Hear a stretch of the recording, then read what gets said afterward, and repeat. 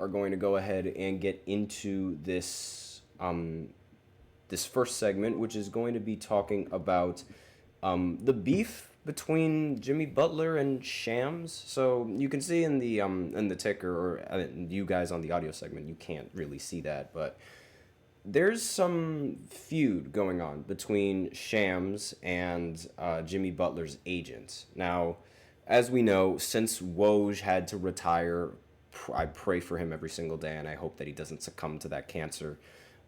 Shams has been sort of like, the new ESPN lead analyst and like the person who usually breaks the news about NBA basketball. And most of the time, like before it used to be Woj, and then for a few years it was Woj and Shams. I always believed Woj because Woj was that guy, and now it's just primarily Shams. But I will say that it is not really looking good for him right now. There is accusations going around with Jimmy Butler's agent that he is spreading a little bit of some fake news. He's spreading some news that is not apparently, at least according to Jimmy Butler's agent, there's just completely untrue. So these are some of the tweets that Jimmy Butler's agent ended up posting. So this is in response to Shams' tweet talking about the Phoenix Suns being another team that Jimmy Butler's agent, Bernie Lee, has indicated in league circles. So if you guys remember from the previous segment that I did, I was talking about how the Warriors, they seem to be a team that's really interested in acquiring Jimmy Butler. Shams later added that the Phoenix Suns are also interested. The exact tweet is, the Phoenix Suns are another team that Jimmy Butler's agent, Bernie Lee, has indicated in league circles that the six-time All-Star is open to as a destination, while Miami listens to trade offers. Sources tell ESPN joining Dallas, Houston, and Golden State. And obviously, Jimmy Butler's agent, claiming that these things are not true, had something to say about this on X, formerly known as Twitter. He said, "All right, listen. I gave you a pass yesterday because I was busy, but if you don't stop putting my name on your complete and utter made-up BS, because you normally aren't worth my time to acknowledge." And it continues, "I don't know what I'm going to do because I'm a middle-aged dad, but just know I would indicate severe dislike. World, all this is fabricated. I have never, and honestly, it wouldn't help me or the position I represent to do anything that's been reported by said journalist. Shams, this is your opportunity to say my bad. I let ChatGPT write my tweets and it went old school per Bessie. Shams Peter was a writer in the 90s. Be a trendsetter. Invent the new I was hacked. Carry on all. Thank you." And obviously, the agent did not take this lightly. He did not like whether this news is true and it ended up getting leaked, whether this news was fabricated, I have no idea. But there is clearly some beef between these two, between Shams. Phew! Excuse me. Oh my goodness. I apologize for that. But anyways, there seems to be some feud between Shams and Jimmy Butler's agent. Now, it was already reported before from Shams that he was interested in the Warriors, the Mavericks, and Houston Rockets. Later, he posted that it was the Phoenix Suns that was also an interest for him. And Lee, obviously, he's not taking it very lightly. This is not he is very, very upset. And it's honestly like this has been sort of a problem, I guess you could say, in a lot of the journalism that's been going around. We saw this with Aaron Rodgers and how the female writer apparently sort of made up the story, and at least according to Aaron Rodgers, she was talking about how Aaron wanted to play in 2025, but he did not want to play for the Jets. Then Aaron went on the Pat McAfee show and he said that that was completely false. He's never talked to anyone, especially her, about his career and what he's going to do with it. He doesn't even know if he's going to play next season. But he did say on the Pat McAfee show that if he was going to play, then the Jets would be the first team that he would go to.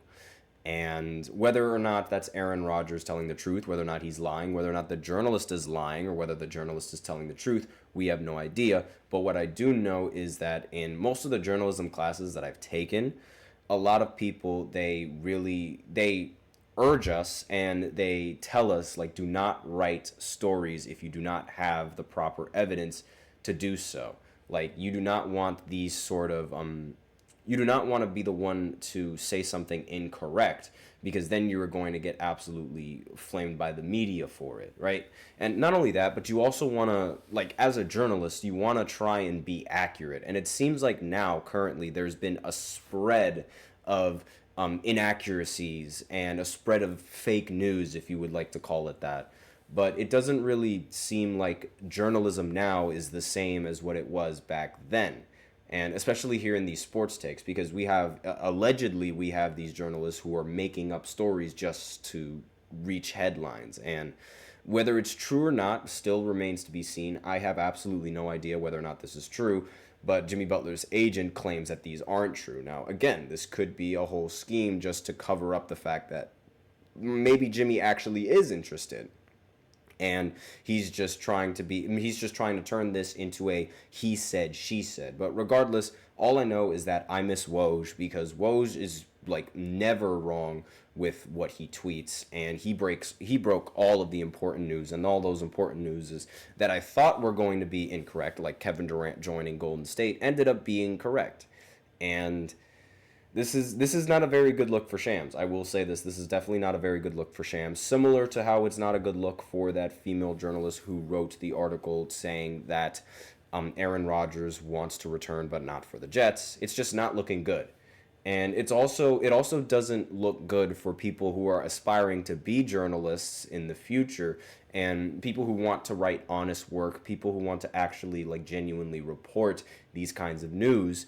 I mean, now they're going to start getting questioned on whether or not this, and really it's a little bit concerning, because, like, what's going on in the newsroom and in these conferences? Like, what enabled them to say this, and what enabled them to say that? Like, why is there so much confusion and false information that's starting to be spread around? Like, why is this a thing? And what makes this even worse is that now is, like, there's the whole spread of, like, lies and faking things. It's like, it's also powered by AI. I'm not saying that AI had anything to do with this, but he did mention ChatGPT, how he allegedly claims that this story was developed by that, or, like, you know, he joked about it, saying that let me see, I'm just gonna try and pull up the exact quote that he said. He said, this is your opportunity to say, my bad, I let ChatGPT write my tweets, and it went old school, right? So obviously he's joking about how AI might have influenced him into writing this topic, and how AI might have influenced him into publishing the story and even creating the story. So not a very good look for AI. And not only that, there's also the AI that fakes images, which I think should be completely abolished. I mean, there could be so many you could incriminate people for if an AI image is done properly, and that's what really, really scares me. And there's also deep fake that's also been much more advanced now than it ever has been. I mean, you know, all of these things that just, like, lead to fake news and false reporting, it's just not good.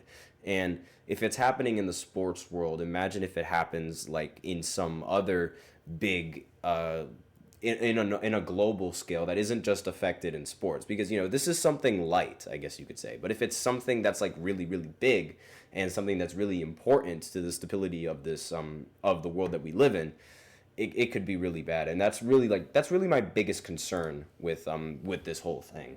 I mean, whether or not Jimmy Butler is interested in playing for whichever team he wants to play for, it doesn't matter to me. I will believe it when I see the trade pop up on ESPN. And I mean, I obviously had to report this because this is some interesting beef that's going on between an agent and a journalist, or a sports journalist, whatever you want to call Shams. Honestly, it's really just not a good look for him. But it's all that I really had to say. in this first segment. So now we're going to go ahead and go into the second segment where I recap the NBA Cup quarterfinals. The final 2 games wrapped up, and now we're moving on to the semifinals of the NBA Cup. So I'll be right back after this short break. Be sure to stay tuned. I feel like I'm losing my mind. Is everybody in the world blind? Please, Lord, give me a sign, a sign. I feel like I'm losing my mind. Is everybody in the world blind? Please, Lord, give me a sign, a sign. I wanna be the greatest. Everybody on the fake shit. I look around and feel like everybody is the fakest. I make this every day and I'm impatient, hoping one day I blow up from the basement. Statement, the top is so vacant. I don't hear shit that I think is amazing. Waiting for my day when I'm playing sold out shows for 1,000 faces. Hey, give me that crown. Get in my way and to be put down. It ain't your place, all this my town. If I want that shit, then I'll get it right now. I'm losing it, the noose it fits. I'm losing shit, a stupid myth. You choose to live or choose to dip. You choose to fight or lose your grip and lose a gift. Oh. I feel like I'm losing my mind. Is everybody in the world blind? Please, Lord, give me a sign, a sign. I feel like I'm losing my mind. Is everybody in the